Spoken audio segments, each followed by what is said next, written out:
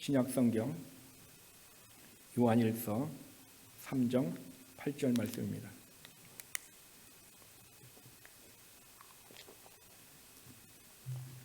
우리 함께 합독할 때에 하나님의 음성을 친히 듣기를 원합니다.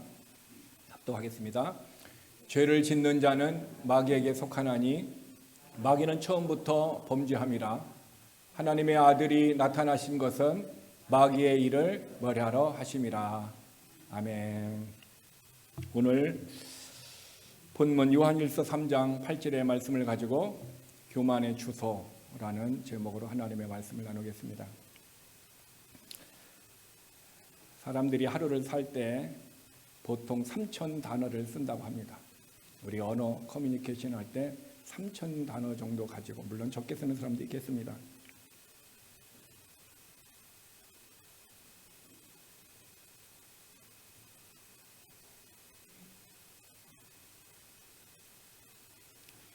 그러면은 우리가 흔히 쓰는 단어 중에 사람이 가장 싫어하는 단어가 있으면 어떤 단어일까요?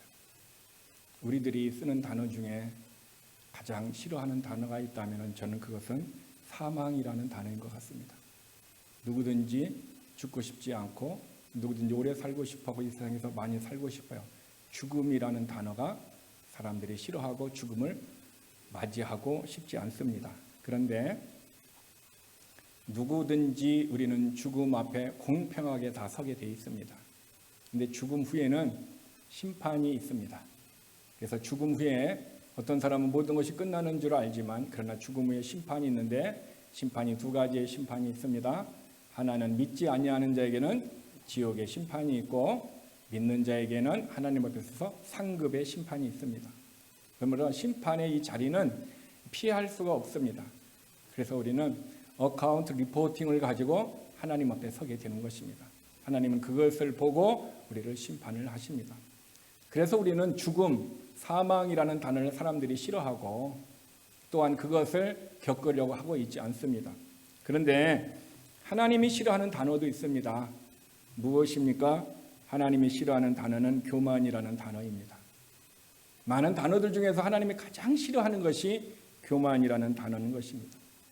교만한 자도 교만하지 않는 자도 다 죽음이라는 단어 앞에 공평하게 죽습니다.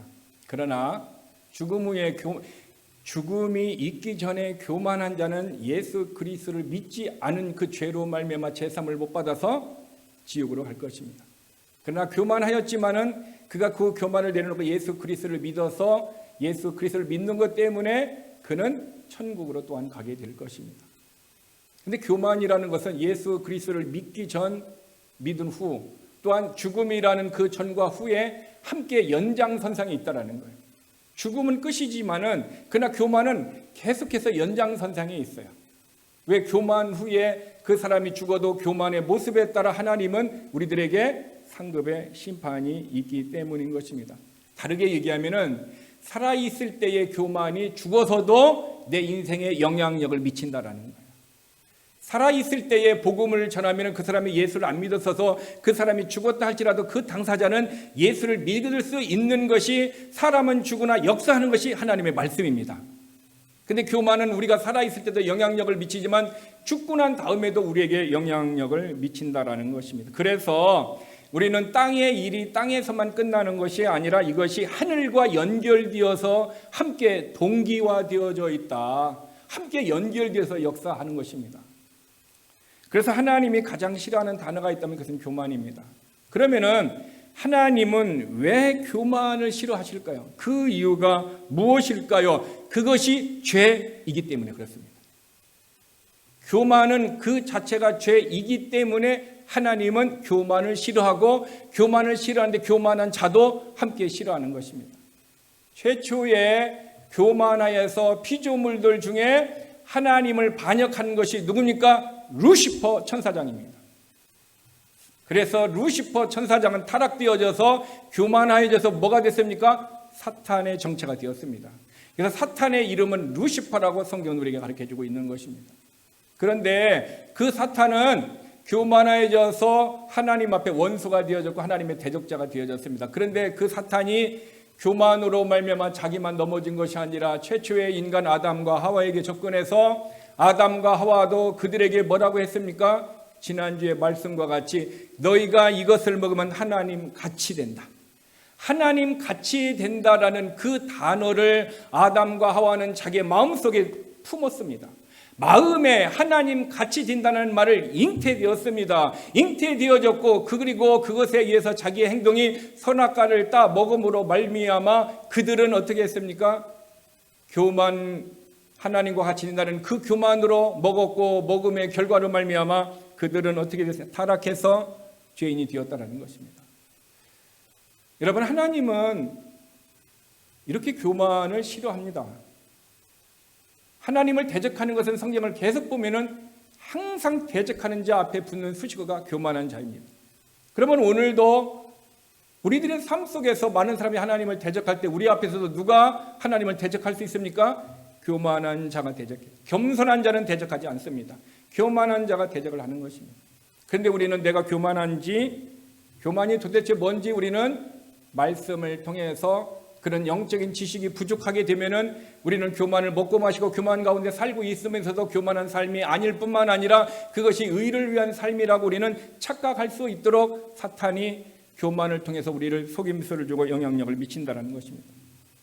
지난주에 말씀에는 교만한 사람들의, 정확히 얘기하면 교만한 자녀들의 인생을 다스리는 왕이 있다고 그랬어요. 그들을 군림하는 왕이 있는데 그들을 성경은 사탄이라 또 마귀라 얘기하고 있습니다. 그러므로 교만한 사람들은 누구의 영향력을 받고 있다? 마귀의, 사탄의 영향력을 받고 있다. 그들은, 교만한 사람들은 자기 마음속의 주인을 누구로 모시고 있다? 마귀를 주인으로 모시고 있다라는 것이 하나님의 선포입니다. 예수 그리스도를 믿는 저와 여러분이 예수님을 우리를 주와 그리스도로 영접을 했습니다. 그런데 우리는 예수 그리스도를 주와 영접을 했지만 예수 그리스도를 밀어냅니다. 그리고 주인 자리에 누구를 앉힙니까? 내가 주인 자리에 앉을 뿐만 아니라 교만의 왕, 교만한 자를 다스리는 그 왕을, 사탄을 그 주인 자리에 앉아서 우리는 예수님을 슬프게 하는 사람인 것입니다. 그래서 사탄에게 은혜를 받는 사람은 예수님을 슬프게 하는 사람입니다. 그러므로 저와 여러분이 이 교만의 주소, 교만에 대해서 성경을 올바르게 알지 못하면은 우리는 아담 하와와 같이 놀라운 것을 빼앗겨요. 그들은 에덴 동산을 빼앗겼습니다. 축복의 자기의 비즈니스에 놀라운 것을 빼앗겼습니다. 그래 가정 속에 부부간에 불화가 왔습니다. 뿐만 아니라 그들은 그들로 말미암아 땅이 저주를 받았고 힘든 살뿐만 아니라 하와에게는 그 몸에 저주가 왔는데 아기를 낳을 때 고통이 심하리라는 주님의 저주가 함께 임했다라는 것입니다. 교만이 우리의 축복의 모든 것도 잃어버리고 부부의 공동체 삶도 불행하게 하고 그들 때문에 환경도 고통을 받게 하는 것이 교만의 죄라는 것입니다. 그러므로 우리는 교만의 죄를 분별하지 못하고 교만의 죄가 어떤 것인가를 알지 못하면 우리도 아담과 하와와 같이 하나님 같이 되려고 하는 삶 속에 넘어져서 우리의 모든 인생의 축복을 사탄으로 말미암아 빼앗긴다는 것입니다. 그런데 그 교만은 주소가 있습니다. 여러분, 사람에게는 육신의 주소가 있습니다. 너의 육신의 주소가 어디냐? 그러면 나는 어디에 살고 있다라고 사람은 육신의 주소를 얘기한 것입니다. 그러나 육신의 주소뿐만 아니라 우리의 영혼도 주소가 있습니다. 그러면 사람들이 여러분들에게 그러면 여러분의 영혼의 주소는 어디입니까? 라고 묻는다면 여러분은 영혼의 주소를 어디라고 얘기할 것입니까? 우리의 영혼의 주소는 땅에 있는 것이 아니고 하늘에 있습니다. 특별히 우리의 주소는 하늘에서 누구야? 예수 그리스도에게 우리의 영혼의 주소가 있다라는 사실을 믿으시기를 바랍니다. 그러므로 예수 그리스도는 자기에게 사람들의 주소를 두게 하는데 아무나 예수님에게 주소를 이전하게 하지 않습니다. 그 예수님은 누구의 영혼을 맡으며 누구의 주소를 자기에게 삶 속에 두게 하고 있습니까? 거듭난 성도에게만 자기에게 주소를 두게 하는 거예요. 거듭나지 않은 사람들에게는 그들의 주소가 땅의 주소만 있고 그들의 영의 주소는 마귀와 사탄인 것입니다. 그러나 우리의 영혼의 주소는 예수 그리스도이신 것입니다. 그래서 예수 그리스도는 영혼을 책임지고 맡으시고 우리로 말미암아 케어해 주신데 어떤 영혼만 그래요? 예수 그리스도를 믿은 거듭난 성도들의 영혼만 테이크케어하고 그들의 영혼을 책임지시고 그들의 영혼을 붙들어 주시고 그들의 영혼에게 은혜를 베풀어 주실 줄 믿습니다. 그러므로 저와 여러분이 우리의 영혼이 예수 그리스도에게 주소를 주었다면 우리의 영혼에 주소를 둔 예수 그리스도로 말미암아 우리의 삶과 생각과 우리의 모든 것이 육신의 것으로 타락시키지 않는 그런 믿음의 삶으로 저와 여러분이 살아야 될 줄 믿습니다. 그런데 예수 그리스도를 믿는 성도들 중에 하나님이 가장 싫어하는 사람이 있어요. 예수를 믿는 사람이 다 예수님에게 주소를 두고 있어요. 그의 영혼을 태극해 하시는 분입니다. 그런데 그 중에서도 하나님이 미워하는 사람이 있다는 거예요. 미워하는 사람이 있다는 얘기는 좋아하는 사람도 있다는 거예요. 그러면 하나님은 누구를 미워하십니까? 어떤 사람을 하나님은 미워하십니까? 그것은 교만한 사람입니다. 하나님은 교만한 사람을 미워하는데 얼만큼 미워하시느냐? 하나님의 원수가 있습니다. 원수를 하나님이 대적합니다. 그런데 그 원수 대적이 누굽니까? 마귀고 사탄입니다. 그런데 교만한 자를 마귀와 같이 사탄과 같이 대적한다고 성경은 우리들에게 가르쳐주고 있습니다. 그러므로 저와 여러분이 예수 그리스도의 은혜를 벗어나서 내 인생이 예수 그리스도의 원수, 하나님의 원수로 살기를 원한다면 우리는 교만하면 됩니다. 교만하게 되면 하나님의 놀라운 은혜가 끊어져 버립니다. 성찬식을 할 때에 고린도 교회에 있었던 성도들을 향한 하나님의 원수를 취급했던 사람들을 향한 징계가 3단계로 있습니다. 여러분들이 세밀한 사람들은 제가 아까 그 성경을 읽었을 때에 그것을 눈치챘을 것입니다. 고린도 교인들 중에 약한 자가 있고 병든 자가 있고 잠자는 자가 있다고 그랬습니다.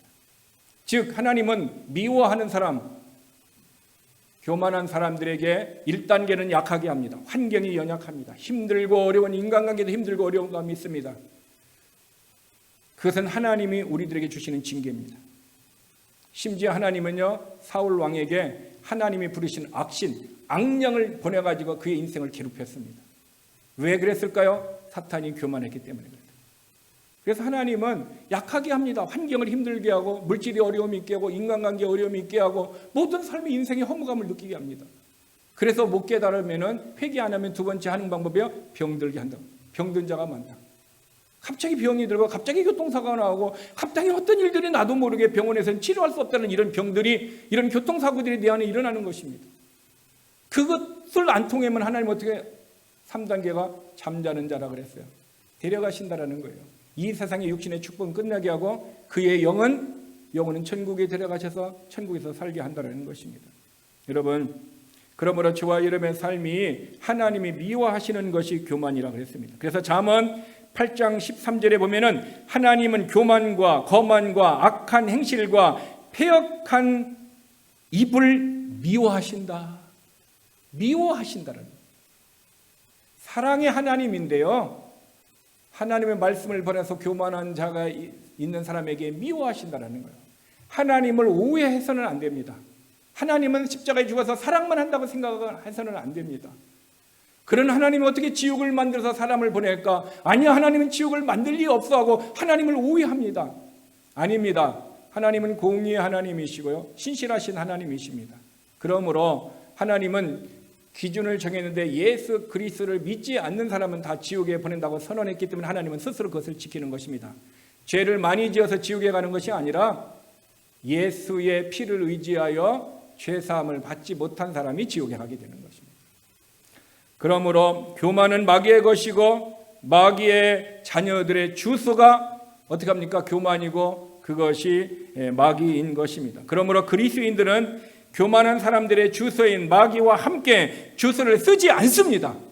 우리의 주소는 오직 예수 그리스도이십니다. 문제는 예수님에게 주소를 둔 성도들이 마귀의 집에 자주 놀러가서 마귀와 친하게 지내는 사람들이 있다는 거예요. 그 사람들을 누구라고 얘기하고 있습니까?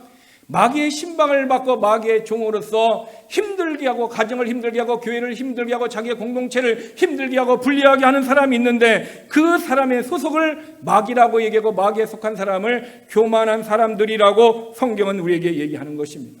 그러면은 하나님이 가장 싫어하는 그 교만의 주소는 어디입니까? 여러분, 누구든지 교만한 삶을 살고 싶은 사람이 없을 것입니다. 그런데 우리는 나도 모르게 교만한 삶을 살고 있어요. 왜냐하면은 내 마음이 어딘가에 교만의 주소를 딛고 그 교만이 나를 지배하고 있기 때문에 그 교만의 지배, 사탄의 지배를 그 사람이 거절할 수 없어, 이길 수 없어서 그런 삶을 살고 있다는 것입니다. 그러면 교만의 주소는 어디입니까? 요한일서 3장 8절에 그 답을 우리에게 주고 있습니다. 요한일서 3장 8절 같이 읽겠습니다. 죄를 짓는 자마다 마귀에게 속하나니. 성경은 얘기합니다. 죄를 짓는 자는 누구에게 속했다? 마귀에게 속했다. 근데 교만은 그 자체가 죄라 얘기하고 있어요. 그러므로 교만의 주소는 어디입니까? 마귀입니다. 아이러니컬하게도 하나님에게 주소를 둔 거듭난 사람들이 마귀에게 주소를 둔 사람과 동일한 죄의 삶을 살고 있다는 얘기는 그 사람은 마귀에게 신방을 받고 마귀에게 지배를 받고 있는 사람이며, 마귀는요 그 교만을 통해서 사람의 마음에 가득히 채워서 그 사람의 인생을 어떻게 합니까? 하나님의 뜻대로 살지 못하게 합니다. 우리는 아나니아를 잘 알고 있습니다. 성경의 사도행전에 보면은 아나니아의 마음속에 사단이 가득하여서, 아나니아의 원래 마음은 자기의 재산을 팔아서 하나님 앞에 헌금하는 것이 하나님의 마음이었어요. 근데 그의 마음이 체인지 되었어요. 누가 들어와서 체인지 되었어요? 사탄이 그의 마음에 들어와서 마음이 체인지 되었어요. 근데 사탄이 준 마음이 어떤 것이었어요? 절반은 감춰두고 절반은 하나님 앞에 드리면서 이 절반이 전부라고 거짓말하는 거였어요. 꼭 기억하세요. 첫 번째 마음은 하나님이 주는 마음이었고, 아나니아의 두 번째 주는 마음은 누구 마음이었어요? 사탄이 주는 마음이었습니다. 오늘 저와 여러분의 삶 속에서도 정확하게 우리의 삶을 분별해 보면은 우리도 어떤 일을 행하기 전에 가졌던 마음이 어떤 일, 사건을 통해서 우리의 마음이 체인지되었다면은 어쩌면 사탄이 아나니의 마음속에 충만해서 그의 마음을 움직여서 생각이, 인생이 바뀌어지게 하듯 사탄은 우리의 생각 속에, 마음 속에 들어와서 우리의 인생을 뒤집을 수 있다라는 생각을 우리는 다시 한번 깊게 해야 될 줄 믿습니다. 성경은요, 죄를 짓는 자마다 그의 소속이 마귀라고 했습니다. 죄를 짓는 사람은 그의 소속이, 세상에서도 소속이 되어 있습니다. 내가 어떤 회사를 갔냐, 그 회사에 소속이 있습니다. 어떤 사람은 군인의 소속이 있고, 어떤 사람은 공무원의 소속이 있고, 어떤 사람은 LG, 어떤 사람은 삼성, 어떤 사람은 자기의 소속이 있어요. 직장에 소속이 있습니다. 이와 마찬가지로 영적인 것도 소속이 있다는 거예요. 하나님에게 속해 있든지 마귀에게 속해 있든지 중간은 없습니다. 그러면 내 영적인 소속이 지금 어디냐는 거예요. 그러면 진짜 영적인 소속이 하나님이라면, 예수 믿어서 하나님의 소속이라면 하나님의 소속답게 내가 살고 있느냐? 오늘 우리는 내 영적인 모습을 한번 체크해 볼 필요가 있습니다. 왜냐하면은 소속은 군인인데, 미국 군인인데 일하는 것은 어느 곳에 일해요? 자꾸 다른 회사 가서 일을 자꾸 하려고 하는 거예요. 그러면 문제가 되는 거죠. 자기의 소속이 있는 데서 일을 해야 하고 소속이 있는 데서 충성을 해야 되는데 엉뚱한 곳에 가서 일을 할 수 있으면 뭔가가 문제가 있는 사람이라고 우리는 상식적으로 생각을 하는 것입니다. 그러므로 죄를 짓는 사람들은 마귀에게 속해 있다 그러면은 저는 여러분에게 오늘 도전하겠습니다. 여러분은 지금 어디 소속입니까? 여러분의 마음은, 여러분의 생각은, 여러분의 영은, 내 몸은, 내 입술은, 내 행실은 지금 영적인 소속이 어디냐라고 묻고 있는 것입니다.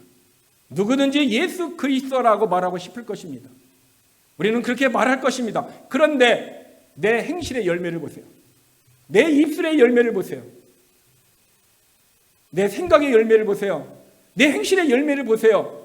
과연 내가 예수 그리스도에 소속된 하나님의 사람인지, 아니면은 마귀에게 소속된 죄 가운데 입술과 마음과 생각과 내 행실이 빠져 있는가? 우리는 이 아침에 내 행실의 모습을 우리는 체크해 보는 것도 나쁘지 않다라는 것입니다.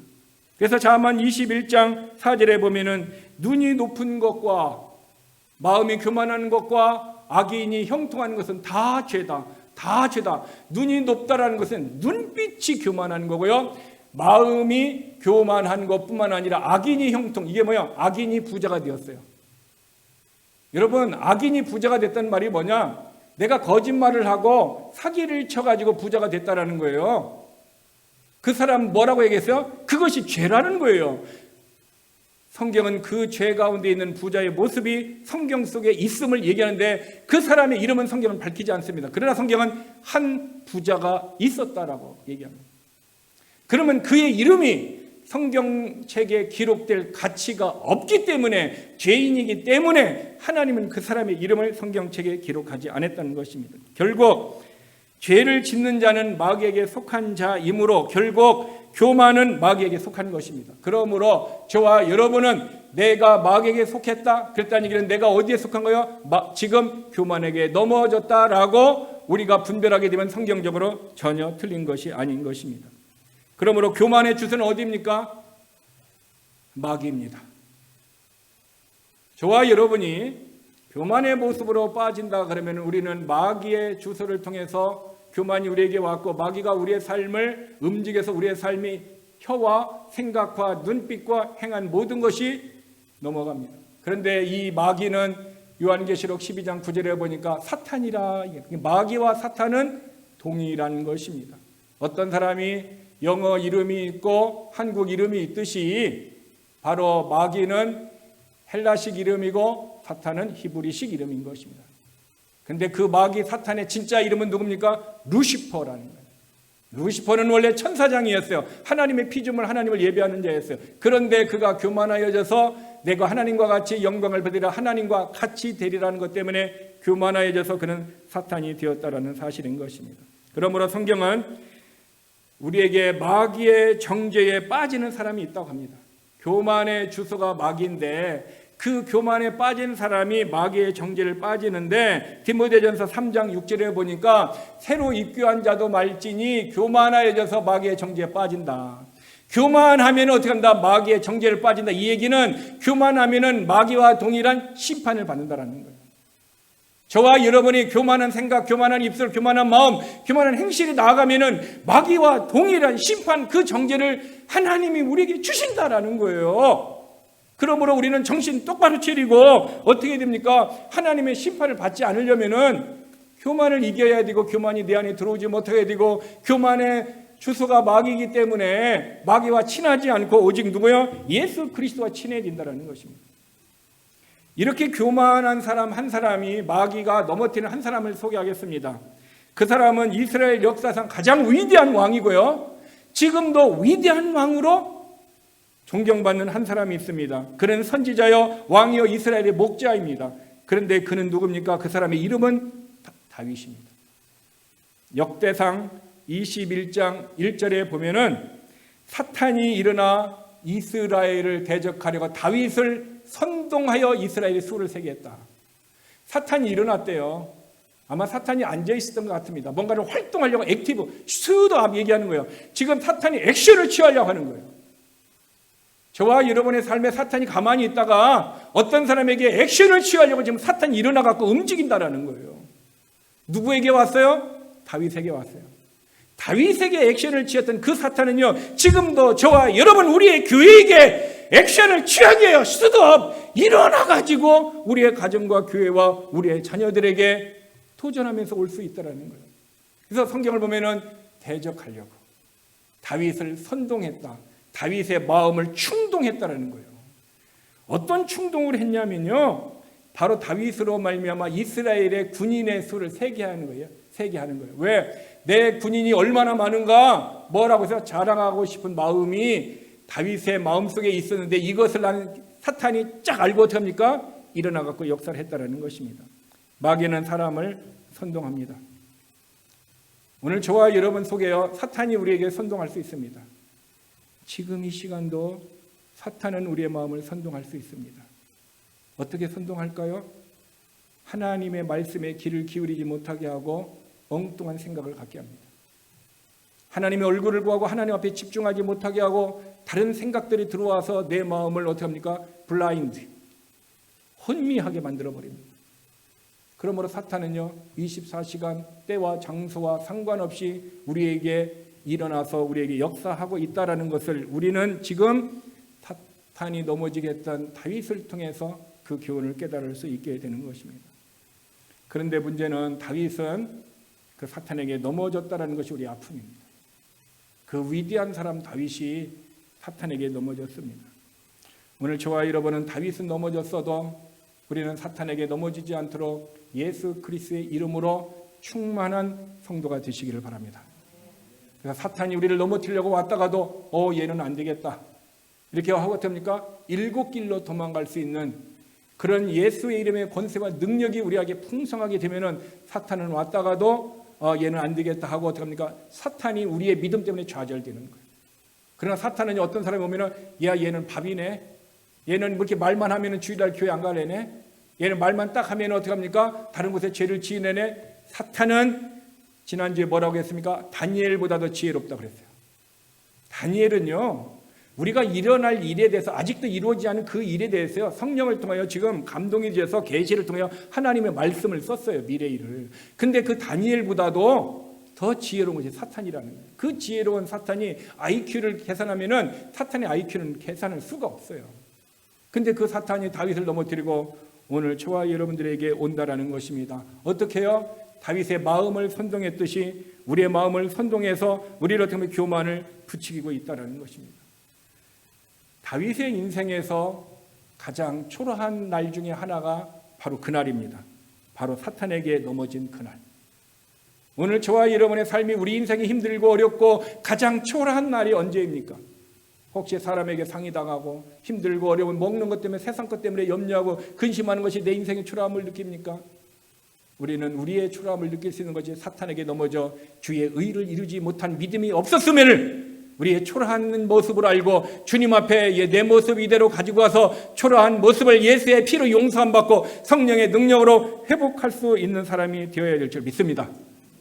자, 그런데 이 다윗 옆에 누가 있었냐면요, 요압이 있었어요. 요압 장군이. 근데 요압 장군이 가만히 보니까 다윗이 누구에게 넘어졌어요? 사탄에게 넘어진 것을 요압 장군이 알았어요. 그래서 역대상 21장 3절에 보면은 요압 장군이 다윗에게 이런 얘기를 하면 어찌하여 이 일을 요구하십니까?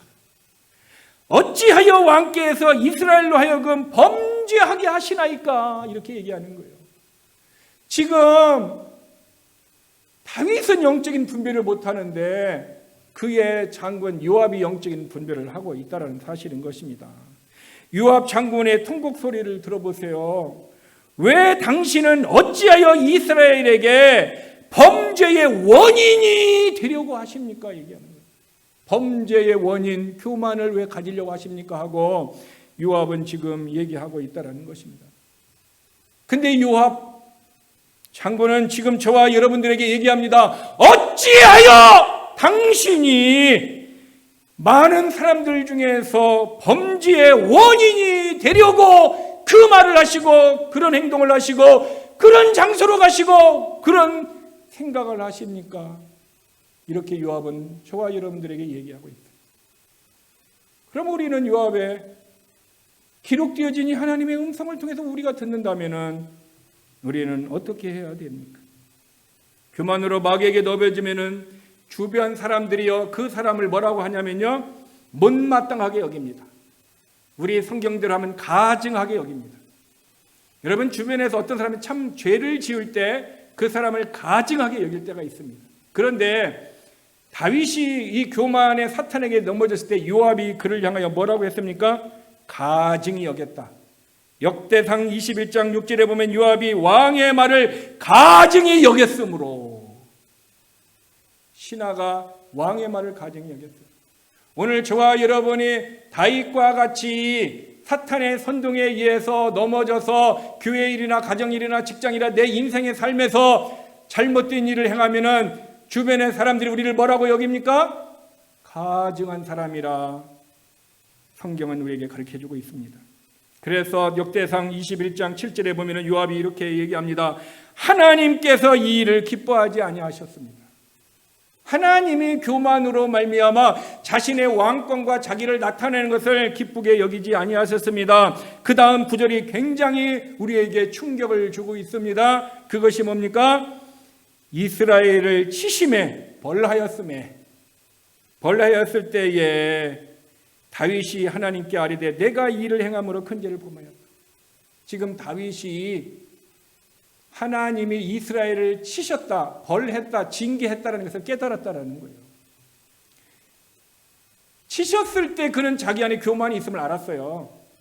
하나님의 징계가 내게 오기 전에는 교만이 있는 걸 알았어요? 몰랐어요? 몰랐어요. 누구는 알았어요? 요압은 알았어요.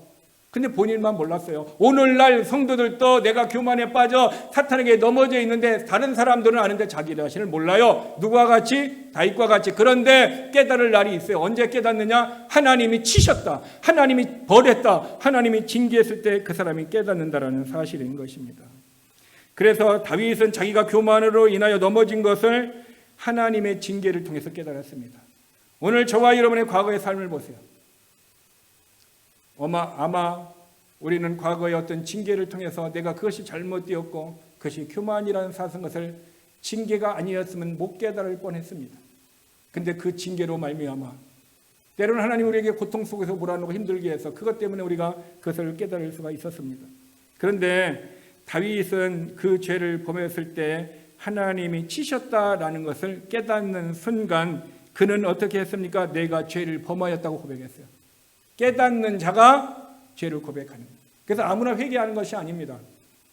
제가 어떤 사람을 보면요, 7년째 이렇게 보고 있어요. 7년째 보고 있는데 회개하지 않습니다.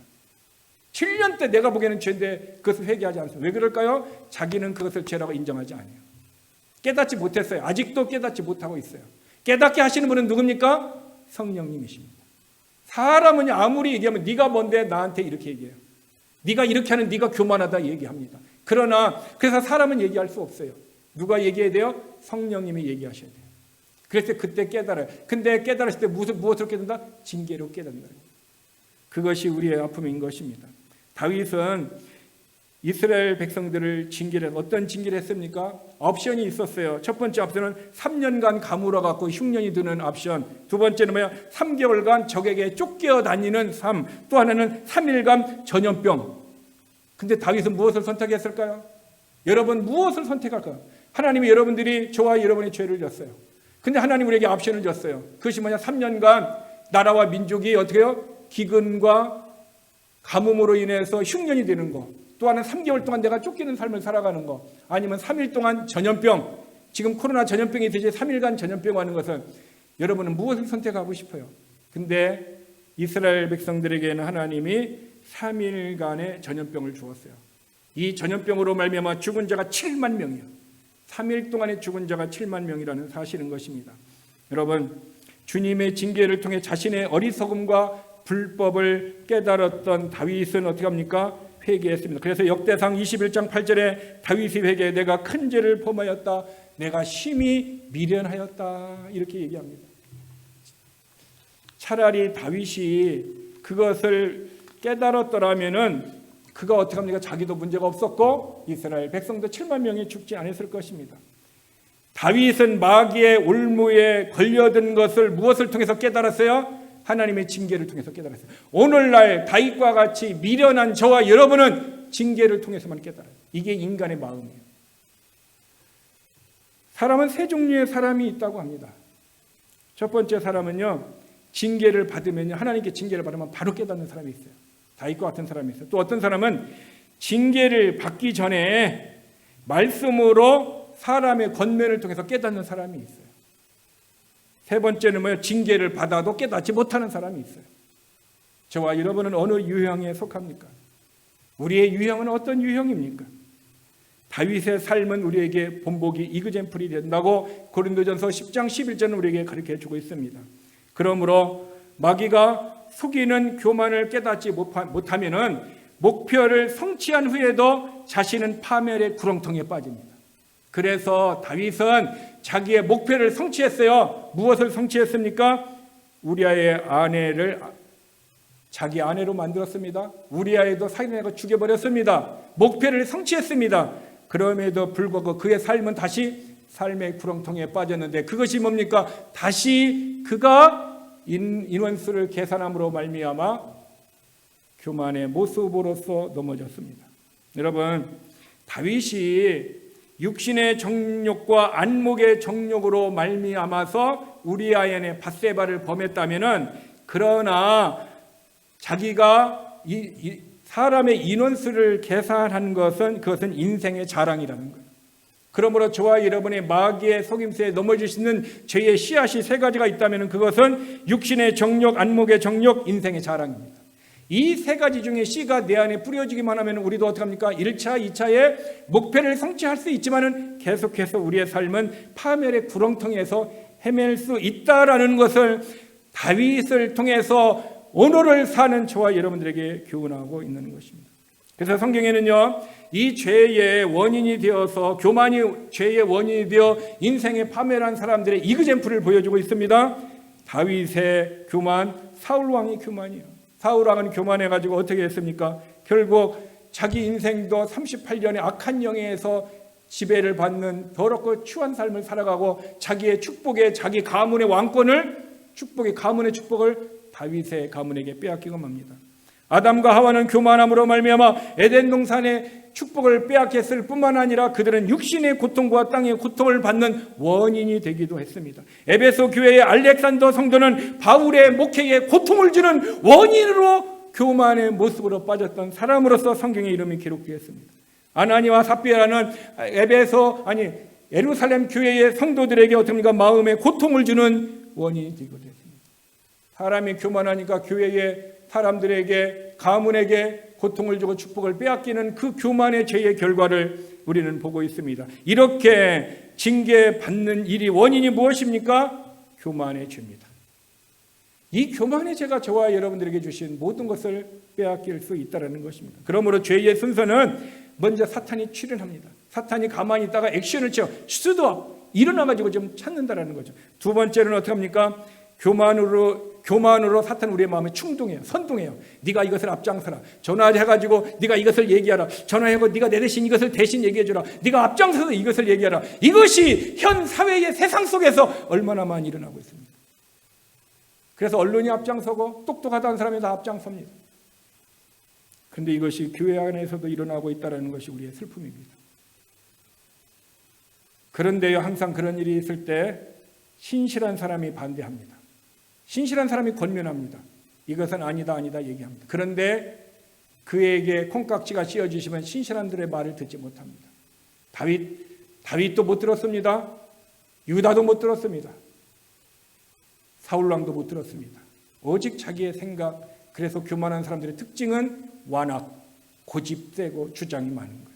그래서 주장을 많이 하고 자기 주장을 많이 하고 고집이 센 사람은 계산할 거 없습니다. 사탄에게 주소를 두고 있고 그 사람은 사탄에 의해서 이끌림을 삶을 산다고 성경이 이렇게 얘기하는 거예요. 그래서 우리는 주장하는 사람, 교만한 사람, 고집이 센 사람 조심해야 합니다. 왜냐하면 우리는 그 사람에게 넘어질 수 있습니다. 그래서 그 죄의 마지막에는 못하니까 결국은 그 본인뿐만 아니라 주변의 가정, 주변의 가문, 주변의 사람들이 고통을 당한다는 것입니다. 여러분, 다윗과 같이 여러분의 가정이나 직장이나 교회에서 교만의 죄를 짓지 마시길 바랍니다.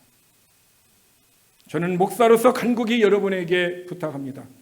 범죄의 원인인 사탄의 교만에게 넘어지지 말기를 바랍니다.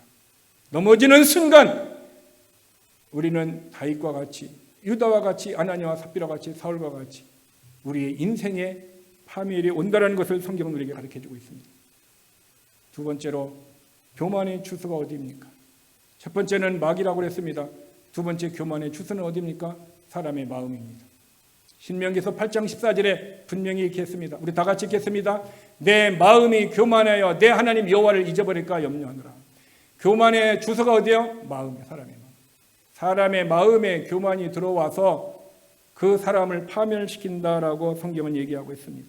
그러면 사람은 마음에 있는 것을 입으로 얘기한다라고 마태복음 15장 18절에 얘기하고 있습니다. 그러므로 사람이 누구에게 얘기할 때 그 사람의 말을 들으면 그 사람의 마음을 우리는 알고 있습니다. 하나님께서 인간의 마음을 그렇게 설계해 놓으셨습니다.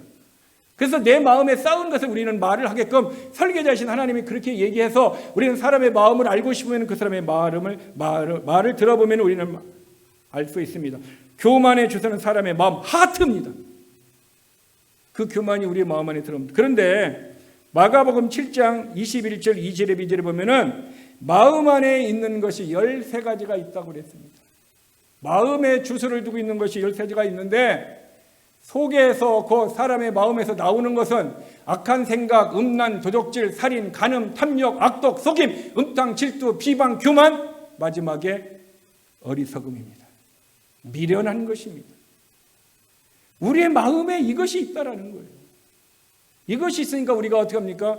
그런 삶을 살 수밖에 없다. 그래서 잠언 23장 7절에 보니까 그 마음의 생각이 어떠하면 그 위인도 그러한 즉, 마음의 생각, 마음에 이런 것이 있으니까 그 사람이 뭡니까? 그 위인, 그 사람의 인격, 삶 자체가 이렇다라고 성경은 얘기하고 있는 거예요.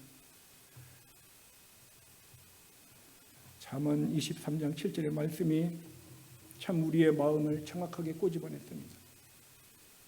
내 마음에 생각이 이런 것이 있으면 내 인격도 내 삶 모두가 이렇다라고. 그런데 우리는 내 마음이 이거 있으면서 없다라고 거짓말합니다. 죄가 더 추가되는 거예요. 성경은 이것이 있어서 그것이 너의 인생이다, 그것이 너의 인격이다, 우리에게 얘기하고 있는 것입니다. 여러분에게 질문 하나 하겠습니다. 여러분은 여러분의 마음을 믿습니까? 여러분은 여러분의 마음을 믿느냐라고 묻고 있습니다. 마음에 있는 것이 밖으로 나오는 것이 하나님의 설계한 인간의 모습이라 얘기하고 있습니다.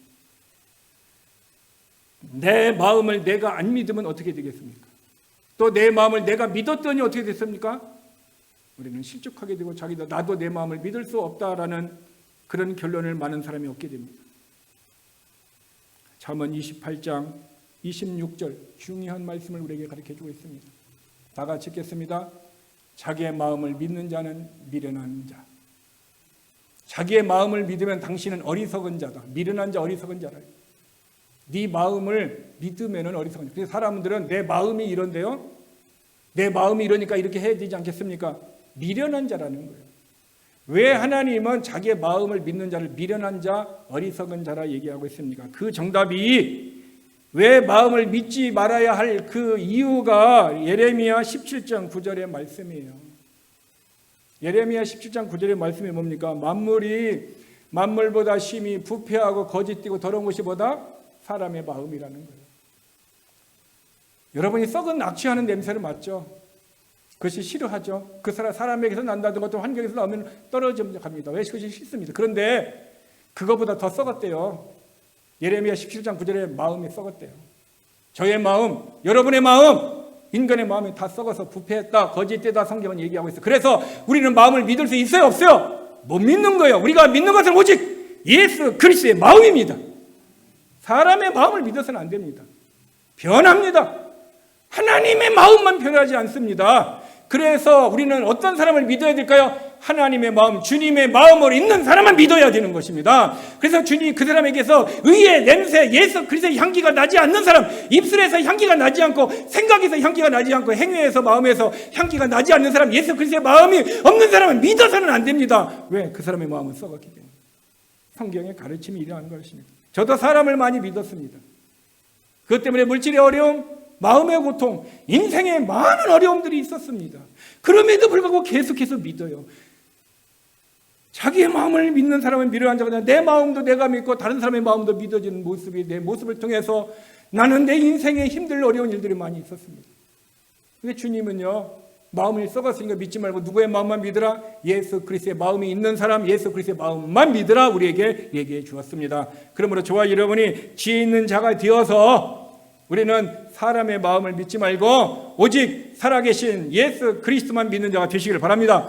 그리고 예수 그리스도의 마음을 가진 사람의 마음을 믿으시길 바랍니다. 왜? 그 사람은 그 사람의 마음이 아니고 누구의 마음이니까? 그리스도의 마음이니까. 그러면은 이 교만이 왜 우리가 교만을 짓는지 아세요? 그 사람이 교만하기 때문에 교만한 사람이라고 하지 않는 거예요. 그 사람이 도둑질했기 때문에 도둑님이라고 부르지 않는 거예요. 사람은 하나님이 우리를 만들 때 우리 안에 설계 놓은 것은 온전한 모습이었는데 죄로 말미암아 타락함으로 말미암아 어떻게 되었습니까? 교만의 죄가 내 안에 들어왔어요. 사과나무이니까 사과가 열리지, 사과가 열렸다고 사과나무라고 부르지 않습니다. 도둑질 했다고 도둑님이라고 부르면 안 돼요. 살인했다고 살인자라고 얘기하면 안 돼요. 그 사람이 뭡니까? 교만의 모습에 죄악들이 나타나게 해서 교만하고 부르는 것이 아니라 이것은 세상적으로 우리가 갖는 지식이요 상식입니다. 그러나 성경은 세상의 상식과 지혜를 뛰어넘습니다. 성경은 뭐야? 네 안에 교만이 있어서 교만의 죄가 온다. 네 안에 도덕의 죄가 있으니까 도덕질을 한다. 네 안에 더럽고 음란과 비방하는 마음이 있으니까 다른 사람을 비방한다라고 성경은 우리 안에 죄가 있음을 얘기하고 있습니다. 저와 여러분이 깜짝 놀라야 될 말씀이에요. 그러므로 우리는 나도 내를 믿어서는 안 되고 너를 믿어서는 안 돼요. 왜? 우리 안에 뭐가 있어요? 죄투성이에요. 그런데 예수님이 오신 이유가 뭐예요? 예수 그리스도의 피로 우리의 죄를 씻으시고 제거해 주셔서 흰 눈과 같이 양털과 같이 우리의 죄를 어떻게 해요? 깨끗이 제거하기 위해서 오셨다라는 거예요. 그러므로 저와 여러분이 죄인임에도 불구하고 살아갈 수 있는 이유는, 죄인임에도 불구하고 하나님을 예배할 수 있는 이유는, 죄인임에도 불구하고 교만에 있음에도 불구하고 하나님 앞에 감히 나올 수 있는 이유는 예수의 피 때문에 나오는 거예요. 예수의 피를 의지하여 내 안에 있는 교만을 씻고 내 안에 있는 죄를 제거할 때 우리가 하나님 앞에 나와 예배를 드릴 수 있도록 하나님이 저와 여러분을 의인으로 인정해, 법적으로 인정해 주었다는 사실인 것입니다. 그러므로 우리가 교만의 죄를 이길 수 있는 비결은 무엇입니까? 예수의 피밖에 없습니다. 그러면 예수의 피는 우리가 어떻게 죄에 대한 용서를 줬을까요? 갈라디아서 2장 20절 같이 있습니다. 내가 그리스도와 함께 십자가에 못 박혔나니. 여러분, 이 진리가 얼마나 중요한지 모릅니다. 내가 그리스도와 함께 십자가에 못 박혔나니, 즉 저와 여러분은 2000년 후에 살고 있고 예수님은 십자가에 홀로 못 박혀 죽었습니다.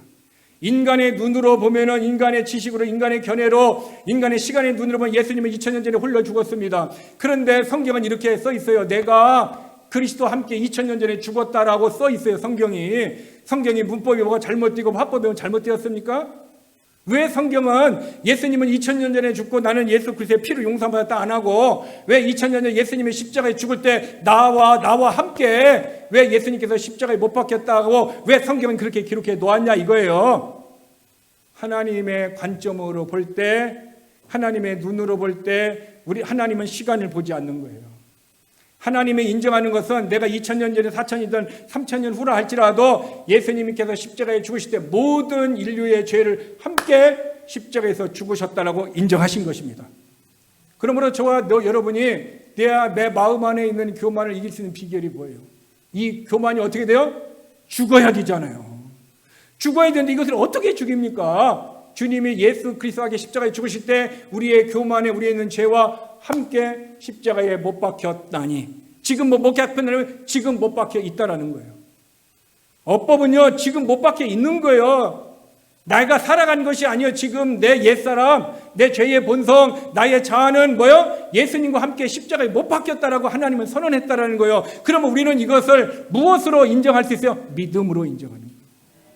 믿음이 있는 사람은 나의 죄가 예수님과 함께 십자가에 다 못 박혔다라고 믿음으로 선포하세요. 여러분이 정말 여러분 안에서 어떤 교만이 나고 누구를 향하여 비방하고 누구를 향하여 시기하고 누구를 향하여 어떤 섭섭함을 얘기하기 전에 이런 본성의 죄악이, 아까 얘기했던 마음에 13가지가 있던 이런 어리석은 죄악이 우리가 나올 때마다 이렇게 선포하세요. 갈라디아서 2장 20절, 내가 그리스도와 함께 십자가에 못 박혀 있다. 나는 죽었다. 나의 육신의 죄는 죽었다. 나의 자아는 죽었다. 나의 본성의 죄는 죽었다라고 믿음으로 선포하게 되면은 하나님이 그것을 인정하시고 그 믿음이 내 안에서 지금 역사하여 주셔서 비방하고 싫어하고 교만의 모습이 싹 사라지도록 성령의 역사가 평안으로, 조의로, 피스로, 사랑으로 우리를 붙들어 주실 줄 믿습니다. 이것이 믿음의 역사예요.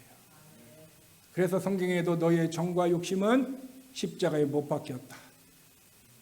이제 우리가 살아가면서 십자가에 못 박혀 있으면은, 그러면은 나는 죽었잖아요. 그렇죠? 내 자아는 죽었잖아요. 근데 나는 그러면 지금 살고 있잖아요. 그러면 뭐요? 그럼에도 십자가에 못 박혀 죽었음에도 불구하고 예수님이 내 안에 들어오셨어요. 예수님이 내 안에 들어오셔서 내 안에 누가 사십니까? 예수 그리스도가 사십니다. 여러분 안에 예수 그리스도가 사는 것을 믿으시면 아멘 하시길 바랍니다. 그러면 예수님이 내 안에 사셨다면은, 그러면 나는 어떻게 살아야 합니까? 이미 내 옛사람은, 내 자아는, 본성은 십자가에 죽었어요. 이제 예수님이 내 안에 들어와셨어요. 그러므로 내가 사는 것은 무엇으로 살아요? 예수 그리스도의 믿음으로 살아가는 거예요. 하나님의 아들의 믿음으로 살아가는 거예요. 성경에 by the faith of the Son of God, 하나님의 아들의 믿음으로 산다. 성경은 얘기하고 있어요.